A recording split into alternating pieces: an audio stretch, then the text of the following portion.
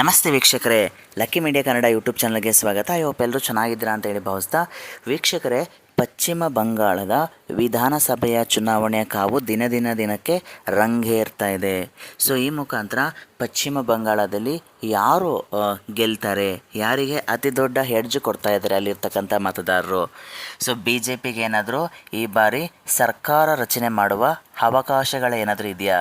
TMCಗೆ ಮನೆ ದಾರಿ ತೋರಿಸ್ತಾ ಇದ್ದೀರಾ ಅಲ್ಲಿರ್ತಕ್ಕಂತಹ ವೆಸ್ಟ್ ಬೆಂಗಾಲ್ನ ಜನತೆ ಅನ್ನುವಂತಹ ಪ್ರಶ್ನೆಗೆ ಸಂಬಂಧಪಟ್ಟ ಹಾಗೆ. ಸೊ ಕಾದು ನೋಡಬೇಕಾಗುತ್ತೆ ಅಲ್ಲಿರ್ತಕ್ಕಂಥ ಜನರ ಅಥವಾ ಮತದಾರರ ಒಲವು ಯಾರ ಕಡೆ ಇದೆ ಅನ್ನುವಂಥದ್ದು. ಸೊ ಅದರಲ್ಲೂ ಕೂಡ ಈ ಬಾರಿಯ ಏನು ಮತದಾರರ ಒಂದು ಪರಿಷ್ಕರಣೆಯ ಪಟ್ಟಿಯ ನಂತರ ಬರೋಬ್ಬರಿ 91 ಲಕ್ಷ ಮತದಾರರು ಡಿಲೀಟ್ ಆಗಿರ್ತಕ್ಕಂಥದ್ದು, ಅವರ ಹೆಸರನ್ನು ತೆಗೆದು ಹಾಕಿರುವಂಥದ್ದು. ಸೊ ಎಲ್ಲ ಒಂದು ರೀತಿ ಆಲ್ಮೋಸ್ಟ್ 90 ಲಕ್ಷ ಮತದಾರರ ಒಂದು ಮತದಾನ ಅಲ್ಲಿ ವೋಟರ್ ಲಿಸ್ಟಿಂದ ಆಚೆ ಇರ್ತಕ್ಕಂಥದ್ದು. ಇದೆಲ್ಲ ಒಂದು ರೀತಿ ಅತಿ ದೊಡ್ಡ ಇಂಪ್ಯಾಕ್ಟನ್ನು ಮಾಡುತ್ತೆ. TMCಗೆ ಎಲ್ಲ ಒಂದು ರೀತಿ ತನ್ನ ಬೇಸ್ ಮತದಾರನ ಕಳ್ಕೊಂಡಿದ್ದಾರಾ ಅನ್ನುವಂತಹ ಪ್ರಶ್ನೆಗಳಿಗೆ ಹುಟ್ಟಾಕುತ್ತೆ ಅನ್ನುವಂಥದ್ದು. ಅದ್ರ ಜೊತೆಗೆ ಸ್ನೇಹಿತರೆ, BJPಯ ಒಂದು ಆಂತರಿಕ ಸರ್ವೆ ಹೊರಬಿಡ್ತಾ ಇದೆ. ಸೊ ವೆಸ್ಟ್ ಬೆಂಗಾಲ್ಗೆ ಸಂಬಂಧಪಟ್ಟಾಗೆ, ಸೊ ವೆಸ್ಟ್ ಬೆಂಗಾಲ್ನಲ್ಲಿ BJP ಎಷ್ಟು ಗೆಲ್ಬೋದು ಅನ್ನುವಂಥ ಒಂದು ಅಂಕಿ ಅಂಶವನ್ನು ತೆರೆದಿಡ್ತಾ ಇದ್ದಾರೆ ಅನ್ನುವಂಥದ್ದು. ಸೊ ಅದಕ್ಕೆ ಸಂಬಂಧಪಟ್ಟಾಗೆ ಮಾಹಿತಿನ ಕೊಡ್ತಾ ಹೋಗ್ತೀನಿ. ಸೊ ಯಾರೇನು ನಮ್ಮ lucky media Kannada YouTube channel subscribe ಮಾಡ್ಕೊಂಡಿಲ್ಲ, ದಯವಿಟ್ಟು ಸಬ್ಸ್ಕ್ರೈಬ್ ಮಾಡ್ಕೊಳ್ಳಿ, ಶೇರ್ ಮಾಡಿ, ಲೈಕ್ ಮಾಡಿ ಅಂತ ಹೇಳ್ತಾ, ವೀಕ್ಷಕರೇ, ಪಶ್ಚಿಮ ಬಂಗಾಳವನ್ನು ಹೇಗಾದರೂ ಮಾಡಿ ಗೆಲ್ಲಲೇಬೇಕಾದಂತಹ ಪರಿಸ್ಥಿತಿಗೆ BJP ಬಂದಿದೆ. ಸೊ ಈ ಮುಖಾಂತರ ವೆಸ್ಟ್ ಬೆಂಗಾಲ್ನಲ್ಲಿ ಮಮತಾ ದೀದಿಯ ಆಡಳಿತವನ್ನು ಕೊನೆಗಾಣಿಸಲಿಕ್ಕೆ ಅಮಿತ್ ಶಾ ಅವರು 15 ದಿನಗಳ ಕಾಲ ವೆಸ್ಟ್ ಬೆಂಗಾಲ್ನಲ್ಲಿ ಸ್ಟೇಯಾಗಿ ಅಲ್ಲಿ ಪ್ರವಾಸವನ್ನು ಮಾಡ್ತಾ ಇದ್ದಾರೆ. ಅತಿ ದೊಡ್ಡ ಚುನಾವಣೆ ರ್ಯಾಲಿಗಳನ್ನು ನಡೆಸ್ತಾ ಇದ್ದಾರೆ. ಯಾಕಂದರೆ TMC ಮುಕ್ತ ಪಶ್ಚಿಮ ಬಂಗಾಳವನ್ನು ಮಾಡಬೇಕು ಅನ್ನುವಂಥ ಒಂದು ಅಂಶವನ್ನು ಅವರ ತಲೆಯಲ್ಲಿ ಇಟ್ಕೊಂಡಿದ್ದಾರೆ ಅನ್ನುವಂಥದ್ದು. ಸೊ ಅಮಿತ್ ಶಾ ಅವರು ಎಲ್ಲಿ ಹೋಗ್ತಾರೆ ಅಲ್ಲಿ ಚುನಾವಣಾ ತಂತ್ರಗಾರಿಕೆಯನ್ನು ಮಾಡ್ತಾಯಿದ್ದಾರೆ. ಇಂದ ಚುನಾವಣಾ ಚಾಣಕ್ಯ ಅನ್ನುವಂಥ ಒಂದು ಬಿರುದನ್ನು ಪಡ್ಕೊಂಡಿದ್ದಾರೆ ಭಾರತದ ರಾಜಕೀಯದಲ್ಲಿ ಅನ್ನುವಂಥದ್ದು. ಸೊ ಹೀಗೆ ಪ್ರತಿಯೊಂದು ರಾಜ್ಯಗಳನ್ನು ಗೆಲ್ಲುತ್ತಾ ಬರ್ತಾ ಇರ್ತಕ್ಕಂತಹ ಅಮಿತ್ ಶಾ ಅವರು ಈ ಬಾರಿ ಪಶ್ಚಿಮ ಬಂಗಾಳವನ್ನು ಗೆಲ್ಲುವ ಅವಕಾಶ ಇದೆಯಾ, ಯಾವ ರೀತಿಯಾದಂಥ ಸ್ಟ್ರಾಟಜೀಸ್ಗಳನ್ನ ಮಾಡ್ತಾ ಇದ್ದಾರೆ ಗ್ರೌಂಡ್ ಲೆವೆಲಲ್ಲಿ ಅನ್ನುವಂಥದ್ದು. ಸೊ ಈ ಬಾರಿಯ ಒಂದು ಈಗ ಅಮಿತ್ ಶಾ ಅವರು ಒಂದು ಗ್ರೌಂಡ್ ರಿಪೋರ್ಟನ್ನು ಪಡ್ಕೊಂಡಿದ್ದಾರೆ, ಒಂದು ಸರ್ವೆಯನ್ನು ಮಾಡ್ಕೊಂಡಿದ್ದಾರೆ, ಇಂಟರ್ನಲ್ ಸರ್ವೆಯನ್ನು ಮಾಡ್ಕೊಂಡಿದ್ದಾರೆ ವೆಸ್ಟ್ ಬೆಂಗಾಲ್ಗೆ ಸಂಬಂಧಪಟ್ಟಾಗ. ವೆಸ್ಟ್ ಬೆಂಗಾಲ್ಗೆ ಒಂದು ಇಂಟರ್ನಲ್ ಸರ್ವೆಯ ಮುಖಾಂತರ ಸೊ BJP ಗಳಿಸ್ತಾ ಇದೆ 111ರಿಂದ 125 ಕ್ಷೇತ್ರಗಳನ್ನು ಗೆದ್ದುಕೊಳ್ಳುತ್ತೆ ಅನ್ನುವಂತಹ ಒಂದು ಅಂಶವನ್ನು ಬೆಳಕಿಗೆ ತರ್ತಾ ಇದ್ದಾರೆ. ಸೊ BJPಯ ಇಂಟರ್ನಲ್ ಸರ್ವೆಯ ಪ್ರಕಾರ, ಸೊ ಗುಪ್ತಚರ ವರದಿಯ ಪ್ರಕಾರ ವೆಸ್ಟ್ ಬೆಂಗಾಲ್ನಲ್ಲಿ BJP ಬರೋಬ್ಬರಿ 111ರಿಂದ 125 ಕ್ಷೇತ್ರಗಳನ್ನು ಗೆದ್ದುಕೊಳ್ಳುತ್ತೆ ಅನ್ನುವಂಥದ್ದು. ಸೊ 2021ರ ಚುನಾವಣೆಯಲ್ಲಿ ಕೇವಲ 77 ಕ್ಷೇತ್ರಗಳಲ್ಲಿ ಮಾತ್ರ ಗೆಲುವನ್ನು ಪಡ್ಕೊಂಡಿತ್ತು ಅನ್ನುವಂಥದ್ದು. ಬಟ್ ಈ ಬಾರಿ ಅವರ ನಂಬರ್ಸನ್ನು ಇನ್ಕ್ರೀಸ್ ಮಾಡ್ಕೊಳ್ತಾ ಇದ್ದಾರೆ, 20ರಿಂದ 30 ಕ್ಷೇತ್ರಗಳ ಹೆಡಾನ್ ಆಗ್ತಾ ಇದೆ ಅವರ ಒಂದು ಬುಟ್ಟಿಗೆ ಅನ್ನುವಂಥದ್ದು. ಸೊ ಕಾದು ನೋಡಬೇಕಾಗುತ್ತೆ ಅವರು ಯಾವ ರೀತಿಯಾದಂಥ ಅಮಿತ್ ಶಾ ಅವರು ಯಾವ ರೀತಿಯಾದಂಥ ಸ್ಟ್ರಾಟಜೀಸನ್ನು ಮಾಡ್ತಾ ಇದ್ದಾರೆ ಗ್ರೌಂಡ್ ಲೆವೆಲಲ್ಲಿ ಅನ್ನುವಂಥದ್ದು.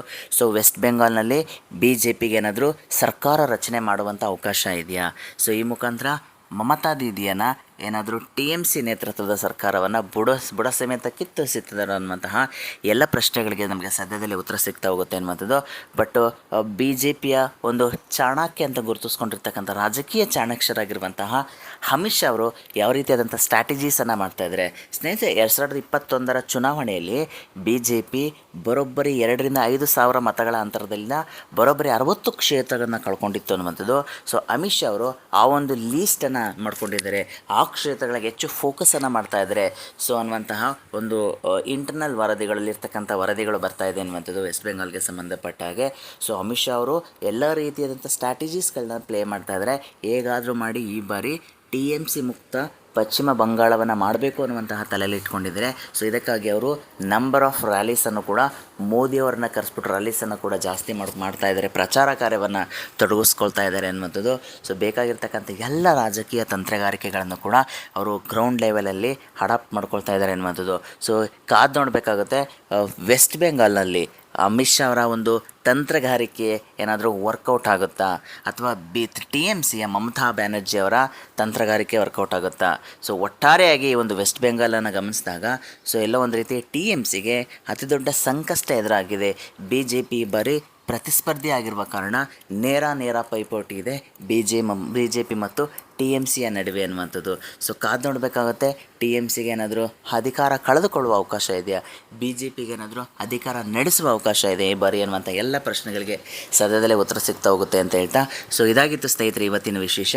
ಸೊ ಯಾರೇನು ನಮ್ಮ lucky media Kannada YouTube channel subscribe ಮಾಡ್ಕೊಂಡು ದಯವಿಟ್ಟು ಸಬ್ಸ್ಕ್ರೈಬ್ ಮಾಡ್ಕೊಂಡು ಶೇರ್ ಮಾಡಿ, ಲೈಕ್ ಮಾಡಿ ಅಂತ ಹೇಳ್ತಾ, ಸೊ BJPಯ ಇಂಟರ್ನಲ್ ಸರ್ವೆಯ ಪ್ರಕಾರ, ಅಮಿತ್ ಶಾ ಅವರ ವರದಿಯ ಪ್ರಕಾರ 111ರಿಂದ 125 ಕ್ಷೇತ್ರಗಳನ್ನ ಗೆಲ್ಲುತ್ತೆ ಅನ್ನುವಂಥ ವರದಿಯನ್ನು ಕೊಡ್ತಾ ಇದ್ದಾರೆ. ಅದನ್ನ ಹೇಗಾದರೂ ಮಾಡಿ ಮ್ಯಾಜಿಕ್ ನಂಬರ್ 148 ಆಗಿರೋದ್ರಿಂದ ಅದನ್ನು 148 ತಲುಪಬೇಕು ಅನ್ನುವಂಥ ಎಲ್ಲ ಸ್ಟ್ರಾಟಜೀಸನ್ನು ಅಮಿತ್ ಶಾ ಅವರು ಗ್ರೌಂಡ್ ಲೆವೆಲಲ್ಲಿ ಮಾಡ್ತಾ ಇದ್ದಾರೆ ಅನ್ನುವಂಥದ್ದು. ಸೊ ಕಾದು ನೋಡಬೇಕಾಗುತ್ತೆ, ಅದು BJP 148 ಕ್ರಾಸ್ ಮಾಡುತ್ತಾ ಅನ್ನುವಂಥದ್ದು ಇರ್ತಕ್ಕಂಥ ಪ್ರಶ್ನೆ. ಎಲ್ಲ ಪ್ರಶ್ನೆಗಳಿಗೆ ನಮಗೆ ಸೊ ಮುಂದಿನ ದಿನಗಳಲ್ಲಿ ಉತ್ತರ ಸಿಗ್ತಾ ಹೋಗುತ್ತೆ ಅಂತ ಹೇಳ್ತಾ, ಸೊ ಯಾರೆಲ್ಲ ಈ ವಿಡಿಯೋ ನೋಡೋರಿಗೆ ಧನ್ಯವಾದಗಳು. ಯಾರೆಲ್ಲ ನಮ್ಮ ಚಾನಲ್ನ ಸಬ್ಸ್ಕ್ರೈಬ್ ಮಾಡ್ಕೊಂಡಿಲ್ಲ ದಯವಿಟ್ಟು ಸಬ್ಸ್ಕ್ರೈಬ್ ಮಾಡ್ಕೊಳ್ಳಿ, ಶೇರ್ ಮಾಡಿ, ಲೈಕ್ ಮಾಡಿ. ಥ್ಯಾಂಕ್ ಯು ಸೋ ಮಚ್ ವೀಕ್ಷಕರೇ, ಧನ್ಯವಾದಗಳು.